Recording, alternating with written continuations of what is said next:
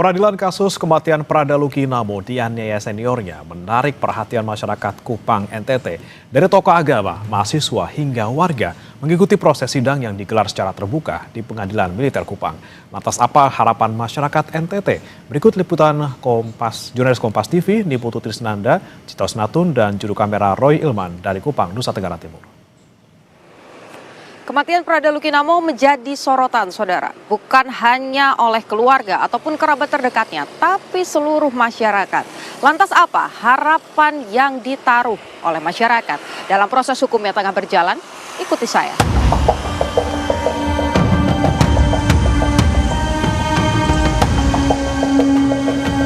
Kupang, ibu kota provinsi Nusa Tenggara Timur, kini jadi sorotan karena sidang kematian Prada Luki Namo yang digelar di kota ini. Kematian Prada Luki Namo yang merupakan putra daerah menjadi perhatian warga Kupang. Rangkaian sidangnya juga diikuti masyarakat. Secara langsung sidang Prada Luki Namo juga menjadi perhatian warga. Dari tokoh agama, mahasiswa, hingga warga ikuti proses sidang yang digelar secara terbuka di Pengadilan Militer Kupang. Mereka punya harapan tersendiri terhadap jalannya persidangan yang masih berlangsung. Kami dari masyarakat harapannya setidaknya yang menjadi pelaku terhadap kematian almarhum Prada Luki yang telah sementara mengikuti sidang, harapannya sama dengan harapan keluarga, bahwa pelaku atau terdakwa itu harus dihukum sesuai dengan ketentuan undang-undang, dan harapan keluarga sama dengan masyarakat itu sampai harus dipecat. Dan ini saya harap TNI itu serius memperhatikan. Ini presiden sangat-sangat buruk. Jadi saya secara pribadi menaruh harapan yang penuh pada hakim, karena hakim akan memutuskan ya, setelah melihat fakta persidangan. Dan saya percaya, saya melihat hakim yang memimpin sidang ini, mereka betul mempunyai integritas, mereka betul menjaga marwah, dan juga saya lihat mereka adalah seorang manusia. Ya, dalam proses saya betul melihat ekspresi mereka juga turut sedih, mereka juga turut marah. Dan saya melihat bahwa ya hakim menjadi benteng terakhir ya dalam mengambil keputusan. Berkaitan dengan dakwaannya ini, kami kembalikan pada proses persidangan dan harapan kami untuk bisa menggali secara baik sehingga kemudian bisa terang benderang soal masalah ini, dan juga berkaitan dengan tuntutannya itu. Harapan kami untuk bisa sesuai dengan perbuatan mereka dan sesuai dengan regulasi yang telah diatur. Persidangan kasus kematian Prada Luki Namo dianiaya seniornya dimulai sejak 27 Oktober lalu dan masih berlangsung. 22 terdakwa sudah diperiksa, saksi-saksi juga sudah dihadirkan, termasuk keluarga, kerabat, dan dokter yang sempat merawat Prada Luki. Keputusan yang adil dari Majelis Hakim di Pengadilan Militer Kupang bukan hanya jadi jawaban bagi keluarga Luki, tapi ini jadi satu kepastian hukum bagi seluruh masyarakat bahwa siapapun yang melanggar peraturan atau melanggar hukum akan diganjar dengan hukuman yang setimpal. Niputu Trisnanda, Roy Ilman, Citos Natun, Kompas TV, Kupang, Nusa Tenggara Timur. Untuk mengetahui agenda sidang kasus kematian Prada Luki yang digelar hari ini, Senin 10 November 2025, kita bergabung dengan jurnalis Kompas TV Niputu Trisnanda dan juru kamera Roy Ilman di sana. Putu, sidang hari ini untuk terdakwa siapa dan siapa saja saksi yang diperiksa? Ya, selamat pagi Bremana dan juga saudara. Hari ini seperti jadwal yang sudah dilakukan begitu ya selama beberapa pekan, di mana ini sudah memasuki pekan ketiga, bahwa setiap hari Senin ini akan ada sidang pembuktian untuk terdakwa atas nama Ahmad Faisal. Jadi kalau kita lihat bagaimana pembagian pemberkasan, setiap hari Senin ini ada 1 terdakwa, kemudian di hari Selasa ada 17 terdakwa, dan di hari Rabu ada 4 terdakwa, sehingga total ada 22 terdakwa yang disidangkan di Pengadilan Militer Kupang.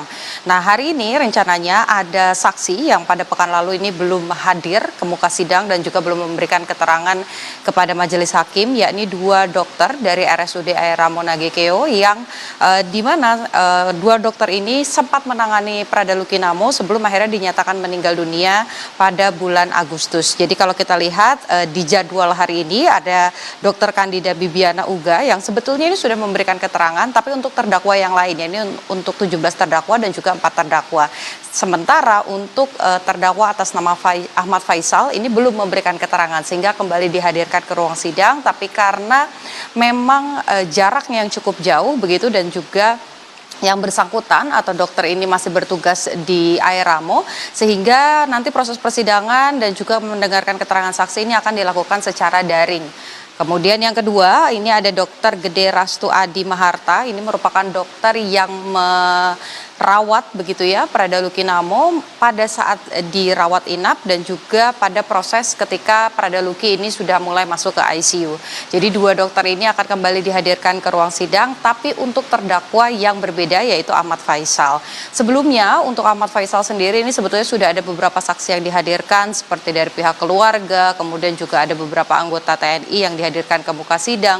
Memang kalau berbicara soal Ahmad Faisal ini sedikit berbeda begitu ya dengan terdakwa-terdakwa lain, di mana auditor militer ini mendakwakan di awal sidang begitu terkait dengan pasal-pasal kelalaian, di mana dinyatakan dalam pasal tersebut baik itu di 131 dan juga 132 dari Undang-Undang Militer begitu ya, Kitab Undang-Undang Militer ini berkaitan dengan kelalaian di mana Ahmad Faisal yang merupakan atasan begitu dan dari Pradaluki Namo ini membiarkan adanya tindak kekerasan. Kemarin juga sebetulnya baik itu auditor militer kemudian majelis hakim ini sudah mencecar sejumlah saksi terutama bagi anggota TNI begitu ya, terkait dengan kekerasan yang terjadi dari mulai periode Juli sampai dengan akhirnya Pradaluki dinyatakan meninggal dunia di bulan Agustus. Nah, pada saat mencecar tersebut pertanyaan-pertanyaan dari auditor militer kemudian juga dari majelis hakim berkaitan dengan